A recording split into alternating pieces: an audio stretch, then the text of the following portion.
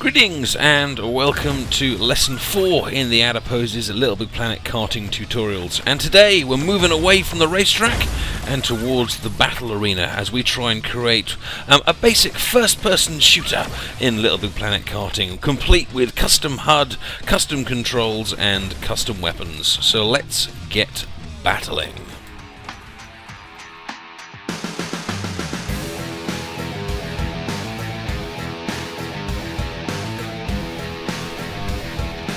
Welcome to Lesson 4. This tutorial series is designed to be seen in order, so please make sure you've checked out Lessons 1 to 3 before beginning here. Now, the LittleBigPlanet Karting team, like the races, have done a really good job of creating a basic battle arena really quick and really easy. You just go into Create Arena, choose the rough shape you want your arena to be, and you get this green outline on the floor. And then you can use this little purple tool they give you to change the size of the arena and the shape of the arena. And you can see here by adding and deleting, I can take sections out of it and add sections to it. And if I was driving around in the kart in the arena, if I was to go outside of this borderline, then I would get the out of bounds warning and I would die. You'll notice already that because I created the arena, it automatically put 8 little spawn points on the floor, and so all you need to do is add a few random weaponators on the ground, and then effectively you have made a very basic but fully functioning battle level. And to give it some walls, I'm just going to raise all of the terrain at quite a big hexagon, and then I'm going to create a small hexagon and then kind of cut that out of the middle, and then I'm just making sure that the floor here is at the right height for the weapons, and it's done. I've got a walled battle arena ready for me to put in bits of scenery, other gameplay objects, ramps, jumps, etc. Anything you want, but it really is very, very simple to put together a basic battle arena and have it working straight away. But today we're not going to go this simple, because we are going to go to attempt a kind of a first-person shooter in LittleBigPlanet Karting, if indeed that's possible. We're going to see how close we can get with just a few little logic tools today. So the first thing we're going to do is we're going to delete quite a lot of those spawn points, and the number of spawn points is the number of players. So if you wanted a game that had 4 players, 3 players, 2 players, whatever, you just keep deleting points until you get down to the number that you want, the spawn points. And we're going to add a few tools to this spawn point. The first one is going to be the kart handling tweaker, and we're going to change our drive mode to tank, because what this is going to allow us to do is move a bit more like we would in a first-person shooter. We're going to change the speed of the rotation, and there's various other options we could adjust here, but I don't think we need to. And what this is going to allow us to do is to turn left and right instantly without having to be travelling forward like you would in a normal car. Now we're going to bring in the Controlinator, and what you can see I'm doing here is I'm taking the scale down so I can stick quite a few things to my spawn point. I could have put some of these in a microchip, but I want us to be able to see exactly what's going on here for the sake of clarity. And I'm also putting in one of my little kartinators there. Now what this is going to allow us to do is to redefine the controls to be closer to that of a first-person shooter as well. You probably recognise these from LittleBigPlanet 2 or similar things from LittleBigPlanet 2 if you have indeed played that. And it's the old system of grabbing the controls on the left and hooking it up to what you actually want to operate on the right. So we're going to grab the left stick, which is going to be our forward and back, like it would on a real first-person shooter, and we're going to grab our left and right and put it to the steering, so that allows us to kind of to look left and look right using that. And we're going to change the fire weapon button to be one of the back left trigger sticks, because that's obviously normally where the fire button is on those as well. So we've customized the way we're going to move, we've customized how we're going to control it, and if we head into play mode, the changes that were made are really obvious to see, because you can't turn like this with a normal kart. But now I can, and you can hear that little click noise. I haven't got a weapon to fire, but it would be firing it if I had one there and ready to go. So we've got our controls and handling in place, but of course it doesn't quite look like a first-person shooter yet, because we need to add a camera.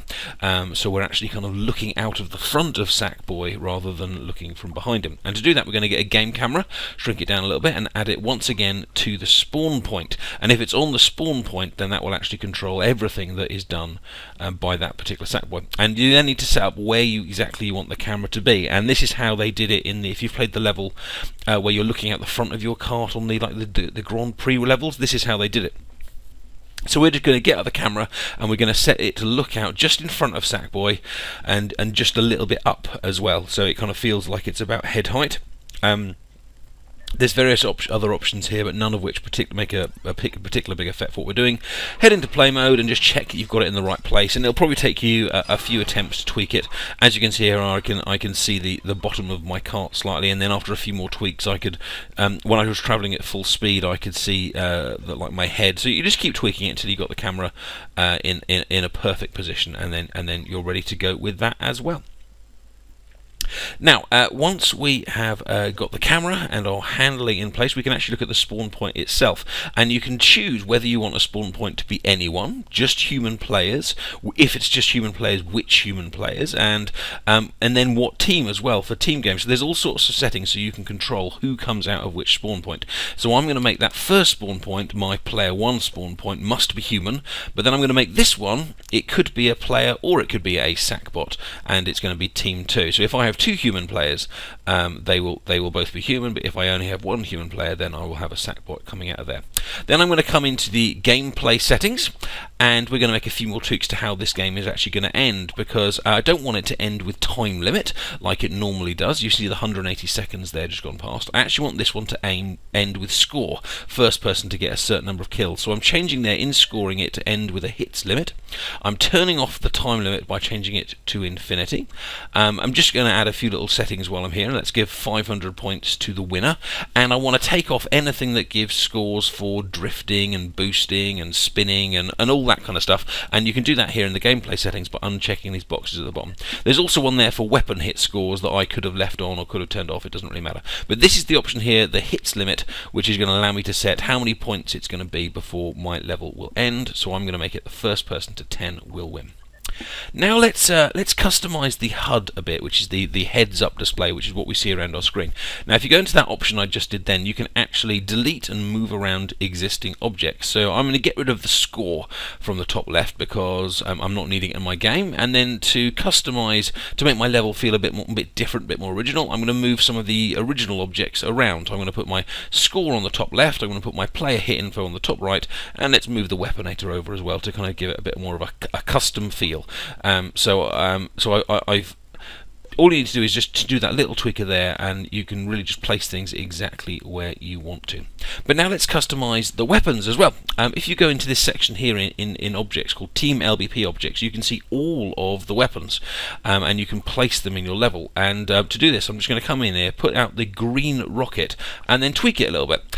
And I'm going to change it so instead of just firing once, it actually fires 10 times. And there's a nice mode in here which I was experimenting with, where you can decide if you want something to work for a certain amount of shots or whether you want it to work for a certain amount of time. So you could have someone picking up a really good weapon, but it only works for 5 seconds. But in this case, we're changing it so instead of just getting 1 green rocket, our player gets 10 green rockets before they actually have to reload. And then we need to capture that object. Now the capture tool does seem to be a bit buggy at the moment as of the 29th of November, and it tried to make me place a queen, and then I found it quite hard to actually select this object. I had to kind of hold down X and wiggle it around until finally it selected it, and then I could press the X button and it saved my custom object. I renamed it to make sure I could find it later. I knew exactly what it was, because obviously quite a lot of custom objects end up looking quite similar, so I called it Green Gun 10 because I've got 10 bullets and it's a green gun. Then we can delete the rocket that we put on the floor because we don't need that one anymore, and we can place our weaponators. Now we have placed weaponators on previous tutorials, but this time we're not going to use the random one. We're going to use the specific one, because then we can choose exactly which one weapon we want to come out. Having said that, there is a nice option in the random one where you can actually still limit it to 2 or 3 different weapons and the percentage chances of picking up a certain weapon to make certain weapons rarer than others. So I could in theory make it so this weaponator gives me like a 90% chance of a gun and a 10% chance of a grenade or something. But we're going for a specific one today, which just means I'm picking just one gun, and I picked my custom object and then I cloned it, and I placed it around in 4 different locations to give me 4 places where I can reload my gun around this level. So I've got my 2 players in place, I've got my guns in place, I've got my handling in place and my camera in place. I'm going to add a few objects to make this feel a bit like a kind of a gunfight in the OK Corral, and I've skipped a bit of the video here where I've added some mountains and other buildings and things like that.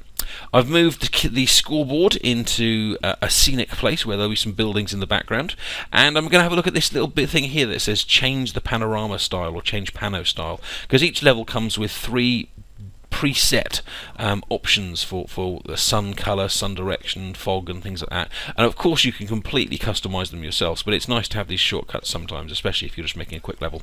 And I'm going to go for the nighttime one to make my gunfight feel very, very spooky.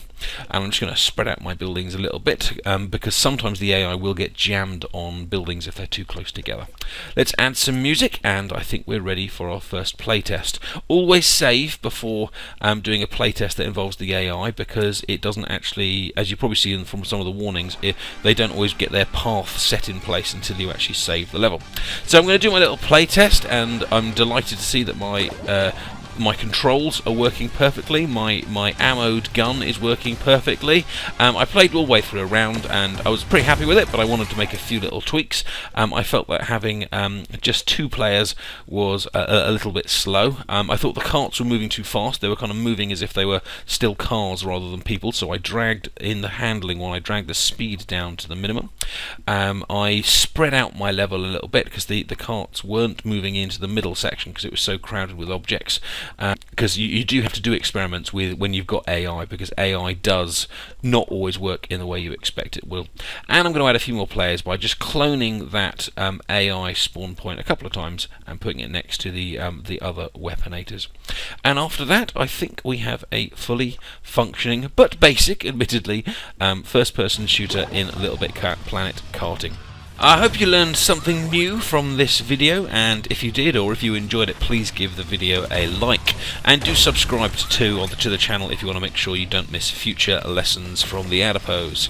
Admittedly, this is the first, a very, very basic first-person shooter, and there is so much more we could do to this. We could make the controls a lot more advanced. We can, of course, change the scenery. We could maybe fiddle with the brains on the opponents to make them follow certain pathways. We could make some of the scenery destructible to give extra points. There is tons that we could do here, and I hope that I've inspired some of you with this tutorial to see if you could take this genre a lot further. So thanks a lot for watching. If you've got any comments or feedback, please leave them in the comments section below or on the forum. So take care, and I will see you soon. Bye bye.